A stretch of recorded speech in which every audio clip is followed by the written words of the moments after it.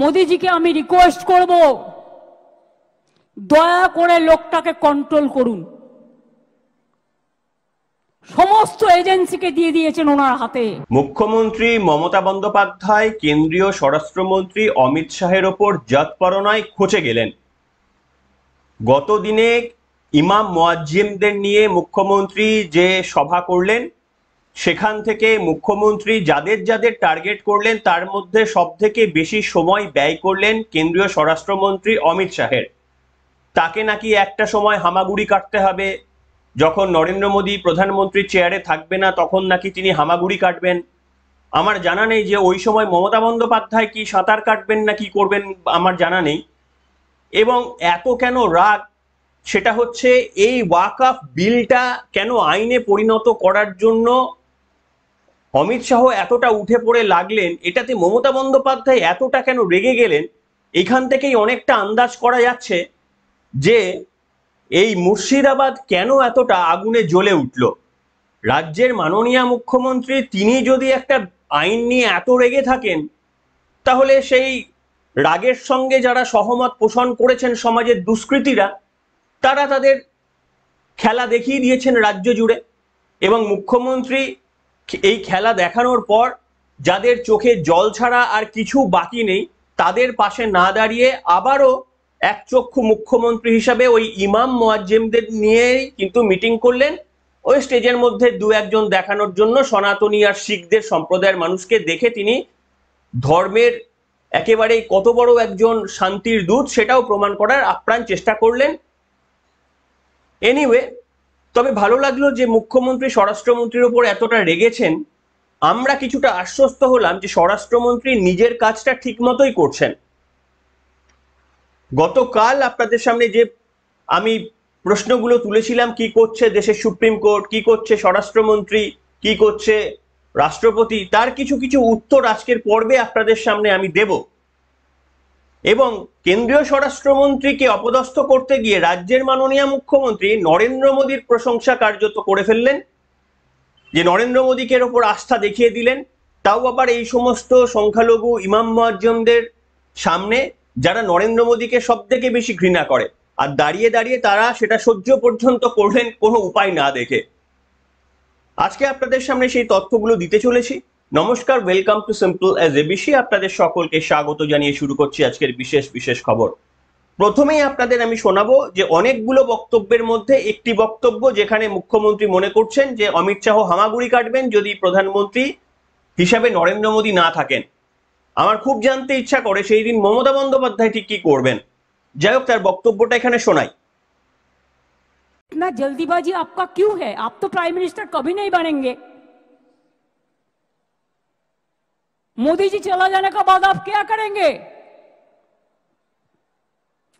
आपको तो अपना के तो हामागुड़ी देते होगे। जितना भी आईटी सेक्टर है उसका, वो सब अमित शाह का कंपनी ज्यादा है। मैं पहले कभी नाम नहीं लिया उनका, लेकिन अगर होम मिनिस्ट्री खुद কালিদাসের মতো যে গাছে বসে আছে সেই গাছের ডাল যদি ভাঙে, তাহলে তো বলতে হবেই ভাই। অমিত শাহের কি হবে ভবিষ্যৎ সেটা নিয়ে ভাবতে হবে না, উনি আর ওনার ভাইপোর ভবিষ্যৎ নিয়ে ভাবতে বলুন। জেলের ভেতরে থাকবে না জেলের বাইরে থাকবে সেটা নিয়ে ভাবতে বলুন। শুনলেন, তিনি দেশের প্রধানমন্ত্রীর কাছে অনেক অনুরোধ করলেন স্বরাষ্ট্রমন্ত্রীকে সামলে রাখার, তাকে যেন সম্ভবত কেন্দ্রীয় স্বরাষ্ট্রমন্ত্রীর দায়িত্ব থেকে সরিয়ে দিলেই ভালো হয়। তার কারণ যে কর্মকাণ্ডগুলো তিনি চালানোর চেষ্টা করছেন সেখানে অন্তরায় হয়ে দাঁড়াচ্ছেন এই অমিত শাহ। কেন ওয়াকফ বিল আইনে পরিণত করবেন? এই মুখ্যমন্ত্রী মমতা বন্দ্যোপাধ্যায়কে পশ্চিমবঙ্গের মানুষরা জিতিয়ে আসছেন।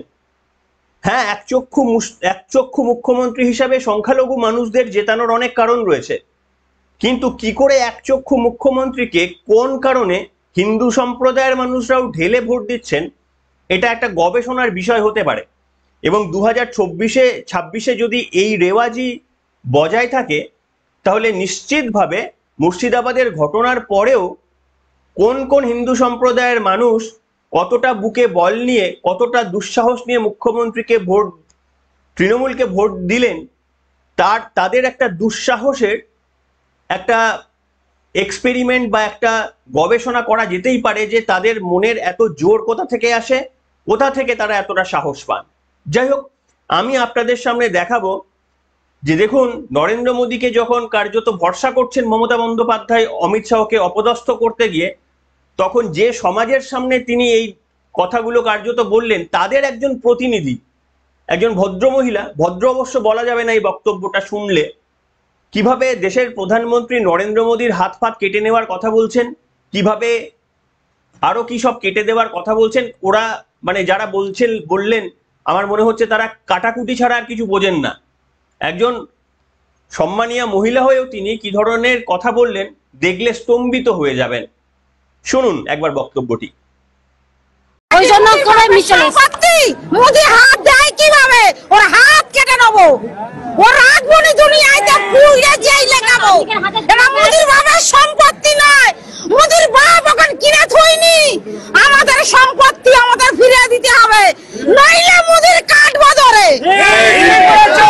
নইলে মোদির কাটবো ধরে, কেউ পারবি না। ওই জন্য শুনলেন, এমনিতে ইউটিউব ছেড়ে দিন, সোশ্যাল মিডিয়ায় আপনি কোনো পোস্ট করলে যদি মুখ্যমন্ত্রী সম্পর্কে এর 100 ভাগেরও 1 ভাগ যদি অন্য কিছু আপনি বলে পোস্ট করেন, তাহলে নোটিশ চলে আসবে, পুলিশ আপনার বাড়ি পৌঁছে যাবে, আপনাকে মেসেজ ডিলিট করাতে বাধ্য করবে। এই বক্তব্য এখনো পর্যন্ত পুলিশ এই ভদ্রমহিলাকে গ্রেপ্তার করেছেন কিনা আমাদের জানা নেই, সম্ভবত করেনি এবং করবেও না সম্ভবত। এবং এটাই হচ্ছে একচক্ষু প্রশাসনের নিদর্শন, কিভাবে একটা দেশের প্রধানমন্ত্রীকে কথা বলতে হয়, একটা সমাজের প্রতিনিধি সেটা যদি জানে না, তাহলে বুঝতে পারছেন যে কতটা ঘৃণা ভরে এরা রেখে দিয়েছে, আর সুযোগ পেলেই তার বিস্ফোরণ এরা ঘটিয়ে দিচ্ছে। আমি আপনাদের সামনে এখানে শোনাতে চাইবো, মুখ্যমন্ত্রী মমতা বন্দ্যোপাধ্যায় ঠিক প্রত্যেকবারের মতো আরো একবার তার রাজনৈতিক চেনা অঙ্কে পুরো ঘটনার জন্য দোষ চাপিয়ে দিলেন সেনাবাহিনীর ওপর, বিএসএফ এর ওপর। যে সেনাবাহিনী দেখলে গর্বে বুক আমাদের ভরে ওঠে, যাদের বিনিদ্র রজনী পাহারাতে আমরা নিশ্চিন্তে ঘুমাতে পারি, তাদেরকে একটা অপমান করা, তাদেরকে দাগিয়ে দেওয়া ট্রেন্ড পশ্চিমবঙ্গে দীর্ঘদিন ধরেই শুরু হয়ে গিয়েছে, এবং এই মুখ্যমন্ত্রী বা এই প্রশাসনের কাছ থেকে আমরা কিছু আশা করতে পারি না। যে প্রশাসন নিজে থেকেই বিএসএফ কে মুর্শিদাবাদের ঘটনা আটকানোর জন্য নিজে থেকে তারা ডেকে পাঠালেন, সেই বিএসএফ কেই আবার বলছেন যে ওরাই নাকি পাথর ছুঁড়েছে, বা ওরা কাউকে 500, 1000 টাকা, 2000 টাকা, 5000 টাকা দিয়ে ওরাই নাকি পাথর ছোড়ানোর ব্যবস্থা করেছে। কোনো দেশের সেনা সম্পর্কে কোনো প্রশাসনিক প্রধান, ভারতবর্ষের দ্বিতীয় কোনো প্রশাসনিক প্রধানকে এই বক্তব্য বলতে শুনবেন? এক্সেপশনাল হচ্ছে আমাদের বঙ্গ, এক্সেপশনাল হচ্ছেন আপনারা, যারা এই বক্তব্য শুনেও দেশের সেনাবাহিনীর অপমান সহ্য করে, ভোটের লাইনে রোদ জল সহ্য করে তৃণমূল কংগ্রেসকে বছরের পর বছর জিতিয়ে আসছেন। আপনাদের প্রণাম। মুখ্যমন্ত্রীর বক্তব্যটা একবার শুনুন। কেন হবে এগুলো? আমি অনেক ভিডিও দেখেছি, লোকাল লোকেরা আমায় পাঠিয়েছে, বলছে আমরা হিন্দু মুসলিম একসাথে থাকি, বাইরে থেকে বিএসএফ এর মতো ড্রেস পরে চলে এসছে, পায়ে জুতো না পরে, নন্দীগ্রাম কায়দায়। আসল ঘটনা কি তদন্ত করে দেখব? এসব ঘটনাও অনেক হয়েছে। আর আপনাদের এই মিটিংয়ে আমি ঘোষণা করলাম যে 2-3 জন মারা গেছেন, 3টে পরিবারকে বিএসএফও গুলি চালিয়েছে, তার বিরুদ্ধেও অ্যাকশন হবে। আমি আমার চিফ সেক্রেটারিকে বলছি, বিএসএফ যারা গুলি চালিয়েছে, কেন চালিয়েছে তার তদন্ত রিপোর্ট হওয়া উচিত। শীতলকুচিতেও গুলি চালিয়ে এরা 4 জনকে মেরেছিল। কেন হবে এগুলো? এটা নতুন কিছু বক্তব্য নয়, এই বক্তব্যটা তিনি আবারও চালাবেন, তার কারণ সামনে নির্বাচন আসছে। এই নির্বাচনের সময় আবারও তিনি সেনাবাহিনীকে বিভিন্ন রকম গালমন্দ করবেন, ওদেরকে বলবেন যে এদেরকে ঘিরে ধরতে, ঝাঁটা লাঠি, ঝাঁটা হাতা খুন্তি নিয়ে এদেরকে সামনে নিয়ে দাঁড়াতে, আরো কত কি মুখ্যমন্ত্রী এই সমস্ত বলবেন। এইগুলো সহ্য করতে হবে আমাদের সেনাবাহিনীদের। তাদের দেখুন, তাদের কানে কিছু পৌঁছায় না, এমনিতে তারা বাংলা বোঝে না, আর বুঝলেও তাদের প্রধান যেটা কাজ সেটাই, দেশের ভেতরে শত্রু সেটা কিন্তু খোঁজার দায়িত্ব তো তাদের নয়, দেশের বাইরে শত্রু খোঁজার দায়িত্ব তাদের, সেই কাজটা তারা করছেন। যাই হোক, আপনাদের সামনে আমি অন্তত এই খবরটা দিতে পারবো যে যে প্রশ্নগুলো তুলেছিলাম আমি, যে কেন এই বিল অমিত শাহরা আনেন, যে বিল এনে বাংলার মধ্যে অশান্তি সৃষ্টি হয়ে যায়, যে বিল ইমপ্লিমেন্ট করার আগেই এই ধরনের হিন্দুদের প্রাণ চলে যায়, সেখানে মুখ্যমন্ত্রী মমতা বন্দ্যোপাধ্যায় নিশ্চুপ থাকবেন জেনেও কেন অমিত শাহরা এই বিল আনেন, এই প্রশ্ন তুলেছিলাম। কেন রাষ্ট্রপতি চুপ থাকেন, কেন সুপ্রিম কোর্ট চুপ থাকেন, রাজ্যপালের কথা বলবেন না? আমার মনে হয় উনিও ভালো মুখ্যমন্ত্রীর ক্যান্ডিডেট হতে পারেন পরবর্তীকালে। অসাধারণ একটা রাজ্যপাল আমরা পেয়েছি, মুখ্যমন্ত্রীর জামানায় এই ধরনেরই তো একটা রাজ্যপাল আমাদের প্রয়োজন। এটাকে কি বলবেন, মানে আমি প্রবাদটা ঠিক এই মুহূর্তে মনে আসছে না। অর্থাৎ যে সময়ে যেটা প্রয়োজন একেবারেই মানে মাংসতে নুনের মতো কার্যত, মানে নুন ছাড়া মাংসটা যেমন টেস্ট হয় না, ঠিক মমতা বন্দ্যোপাধ্যায়ের প্রশাসনে এই ধরনের একজন রাজ্যপাল ছাড়া কি মানায়? শুধু তার কাজ হচ্ছে কোথায় কি উপাচার্য নিয়োগ হচ্ছে তাদেরকে শুধু বরখাস্ত করা, আর কয়েকটা বিল সেগুলো এসে পেন্ডিং করে দেওয়া, সেগুলো সই না করা। অথচ এই যে ক্যাবিনেটে অনৈতিকভাবে সুপার নিউমেরারি পোস্টের জন্য যে অতিরিক্ত শূন্যপদ রাজ্য সরকার অনৈতিকভাবে ক্যাবিনেটে সিদ্ধান্ত হলো, সেটা কিন্তু রাজ্যপাল পাশ করে দেয়। এই রাজ্যপালকেও একটা প্রণাম ঠুকবেন সকলে আমার তরফ থেকে, একটা বা আপনাদের নিজেদের দায়িত্ব একটা করে প্রণাম ঠুকে নেবেন। অসাধারণ একজন রাজ্যপাল পেয়েছি। তবে যে কথা আমি বলেছিলাম যে প্রথমত যাদের যাদের প্রতি আমি খুব মানে একটু অভিমান প্রকাশ করেছিলাম, তার মধ্যে অমিত শাহকে আমি অন্তত এখন আওতায় বাইরে রাখছি, কারণ মমতা বন্দ্যোপাধ্যায় তার উপরে ক্ষিপ্ত, মানে হচ্ছে অমিত শাহ সঠিক কাজ করেছেন। দ্বিতীয়ত হচ্ছে সুপ্রিম কোর্ট সম্পর্কে বলেছিলাম যে কেন এনারা কিছু করছেন না। খবর হচ্ছে সুপ্রিম কোর্ট, তারা সঞ্জীব খান্না তিনি এটাতে খুবই উদ্বিগ্ন হয়েছেন। কেন এই ভায়োলেন্স হয়েছে সেই কারণ খোঁজার জন্য তারা শুনানি করবেন, তা নিয়ে পদক্ষেপের সিদ্ধান্ত তারা নিতে পারেন। অর্থাৎ যে কথাগুলো বলেছিলাম আপনাদের সামনে, অন্তত দু একটা জায়গায় এর রিফ্লেকশন হচ্ছে। কেন্দ্রীয় NHRC national human rights commission তারা বঙ্গে আসছেন, তারা এই ঘটনার তদন্ত করবেন। আমরা চাই এনআইএ তদন্ত হোক, অ্যাকচুয়ালি কারা কেন এই ঘটনা ঘটালেন, এটা এই স্ক্রিপ্টেড ঘটনা মাথা পর্যন্ত ধরার দায়িত্ব এনআইএ তারা নিক। মাথা পর্যন্ত তারা ধরতে পারবে না, অন্তত লিপ নোডেই তারা পৌঁছক।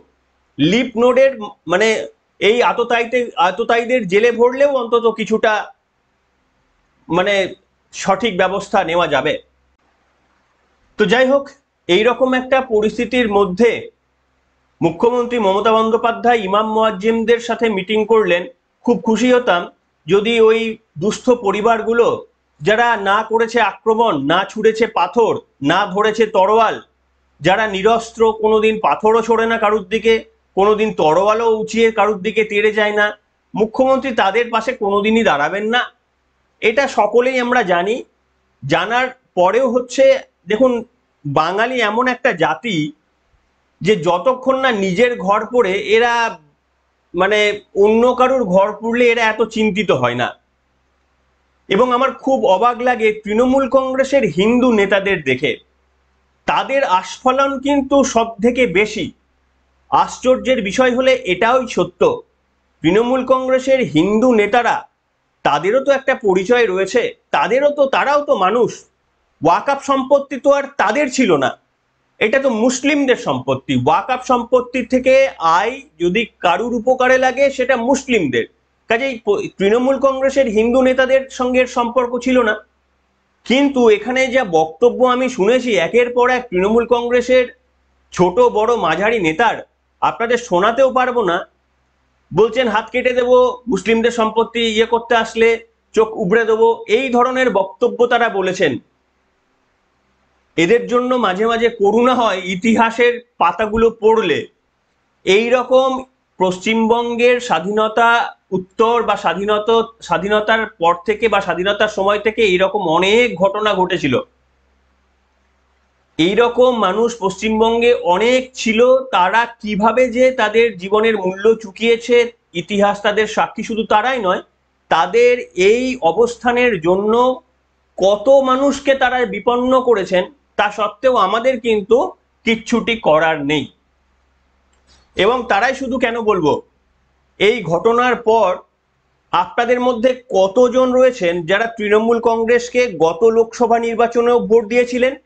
কিন্তু এবারে মুর্শিদাবাদে তৃণমূল কংগ্রেসের প্রশাসনের একচক্ষু মনোভাব থেকে ঠিক করেছেন যে বিপদটা আপনার বাড়িতেও যে কোনো দিন এসে পৌঁছাবে।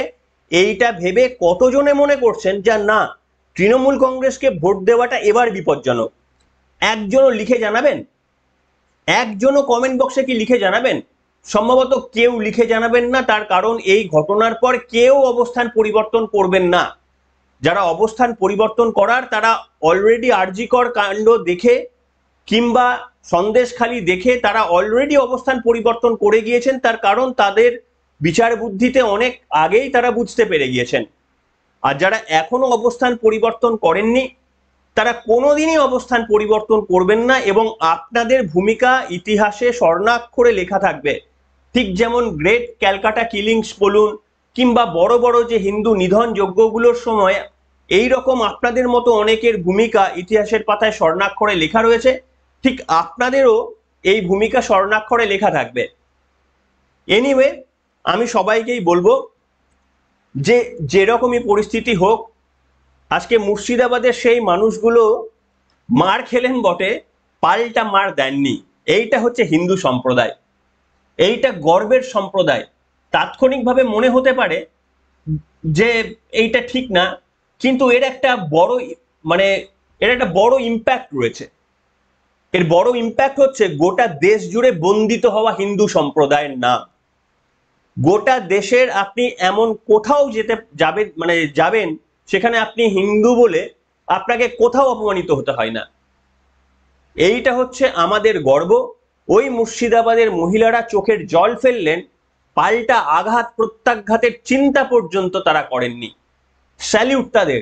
এইটা হচ্ছে আমাদের ধর্ম। তার কারণ আমিও বিশ্বাস করি কোনো প্রতিহিংসা নয়, সংবিধান আপনাকে যেটুকু ক্ষমতা দিয়েছে সেটা হচ্ছে ভোটাধিকার।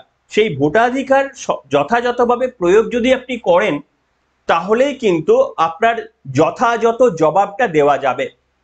কিন্তু বাকি হিন্দুরা পাশে দাঁড়াবেন নাকি? এই মুর্শিদাবাদ পরিবারগুলোর চোখের জলে আপনারা কি ভুলবেন? খবরদার নয়।